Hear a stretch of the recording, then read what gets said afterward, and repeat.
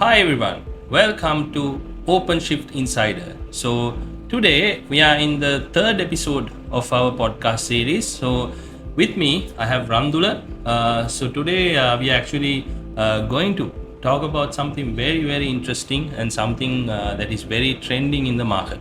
So as we know that Ramdula, there are a lot of changes that are happening in the virtualization market currently, and we see that there are a lot of alternatives in the market. Yeah. So today actually we want to dig deeper into basically identifying what is the best alternative that a business can have, right? So to begin with, I would actually like to know what is actually currently happening in the market. Okay, right. That's something that I really want to know. Okay, that's very interesting because currently what we discuss with banking, telco, enterprise, all CIOs, CFOs on discussion, because there's a huge change on the virtualization market, as you all know, right? So there are three things happening in the market because currently the one of the major VMware provider has changed the pricing structure, right? It's not about just it coming to the level of how to use you based on the usage. Even there's pricing change has happening. So first factor is the pricing. Okay. Right. So what happens on the pricing is basically you can't predict what's happening on the pricing because there's a fixed structure. Now it's all changed, and we don't know that it will change it again. Right, that's the other issue. So all the short-term plans, long-term plans that CFOs has whole changed, and they can't predict now, right? And it's a very instant change. There's no proper way of communicating early also, so that's a huge one.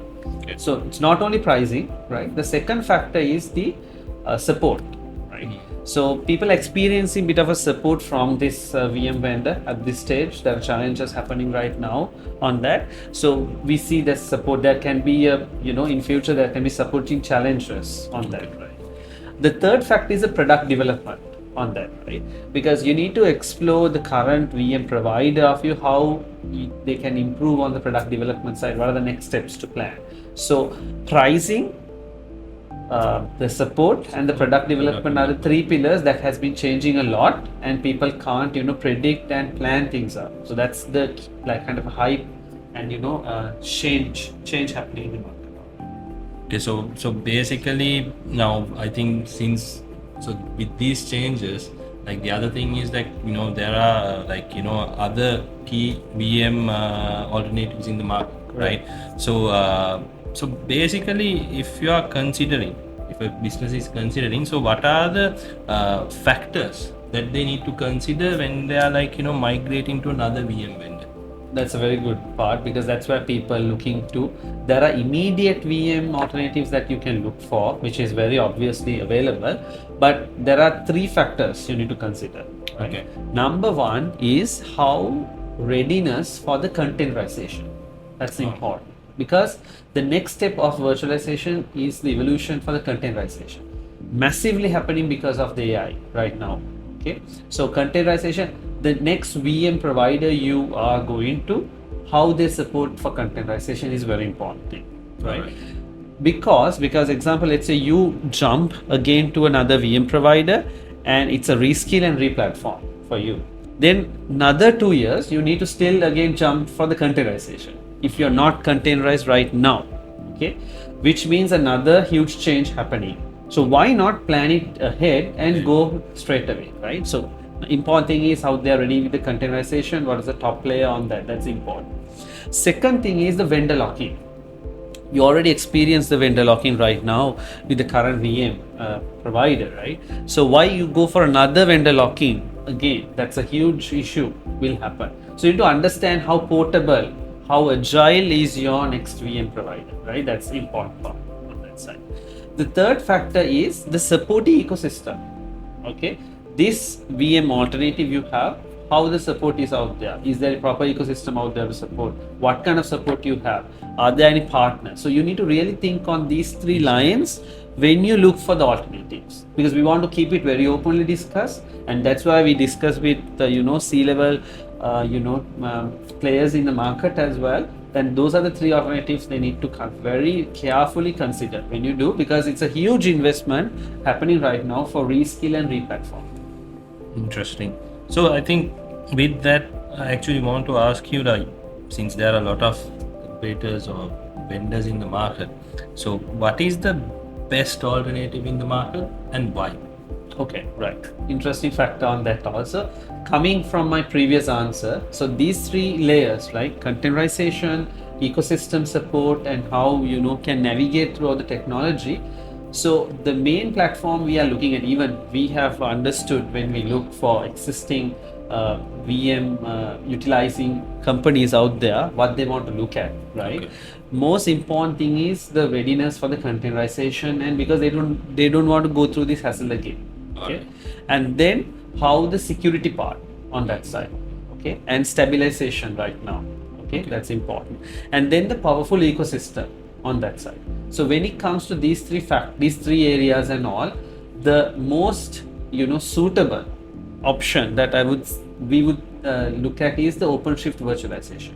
Okay, because OpenShift offers as a feature the virtualization, so it's not another platform on that. Okay, what's happening in the market right now is because there's already virtualization environment you have, and there's all your products coming to containerization side. Okay, so there's two platforms already running. There's a virtualization platform and there is a containerization platform. So with OpenShift virtualization, it's a one platform that you can have, which is virtualization and containers hand in hand run together. So it's a unified platform that you can run containers and VM together. And example, you can slowly move the VMs to containers very gradually, because all the environments right now is DevOps environments and all are coming. And with the AI, because rapid speed is happening to move with the delivery. So containerization is a must. How you can combine together, because then when your ISV or your product will tell, look here, we are now on the container, it's very easy to do, right? So it's one platform, ecosystem support very strong, and that's the important part, right? And it's a one path to reskill and re-platform. That's it. Because after you move to OpenShift virtualization, either it's containers or anything, even OpenShift AI is out there, which is a very safe platform for you to go on and much more efficient and reduce the cost as well. That's it.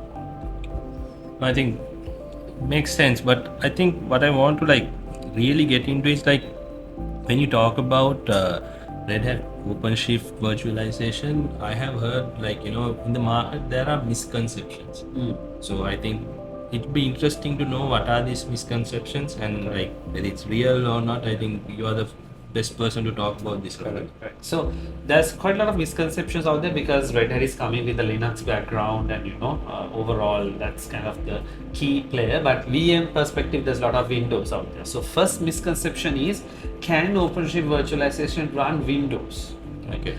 The key thing is yes, because in the virtualization, what you call on the dashboard itself, you can import even VM Windows machines out there. You can run that. So number one, yes, you can run Windows. The big misconception, it can run only Linux. No, you can run Windows, Microsoft Windows very well. And even we migrate from the VM provider directly to the OpenShift virtualization. That's number one. Number two is the stability. Okay, so there's a lot of questions coming up. Is OpenShift virtualization stable? Because current VM players are in the market for a very long time, right? They have make it very stable. How is OpenShift virtualization is stable?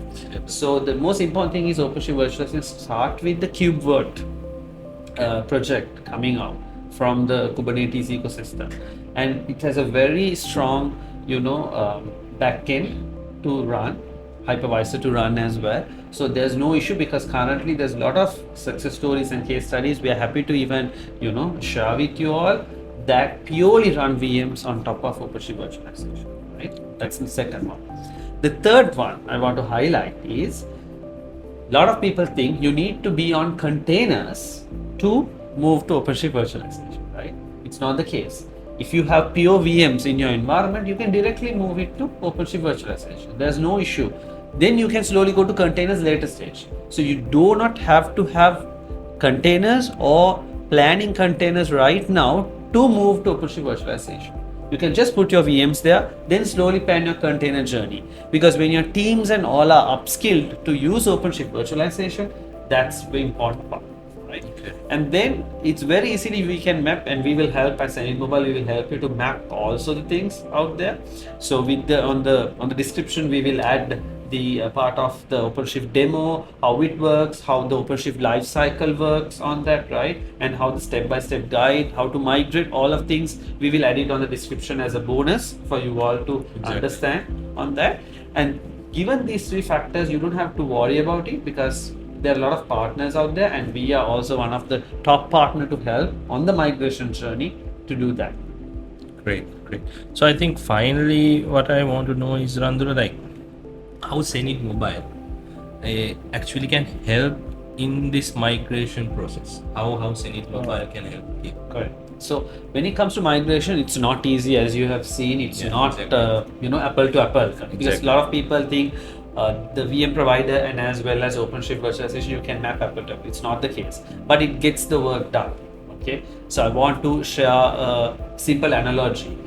You might have heard about Nokia N75 and N72 earlier we had, right? And there's iPhone came to play. Okay, so when the Nokia and iPhone, when the people are migrating from Nokia to iPhone, there's a lot of people ask about where is this keyboard coming up, right? Where is this camera, and how can we work without a keyboard? Okay, but iPhone did the work of getting the call done already, but on innovative way.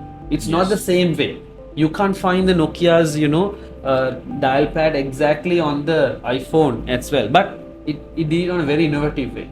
It's the same case in this scenario. The latest iPhone is the OpenShift virtualization out there. It will get the work done for network, storage, all the environment out there.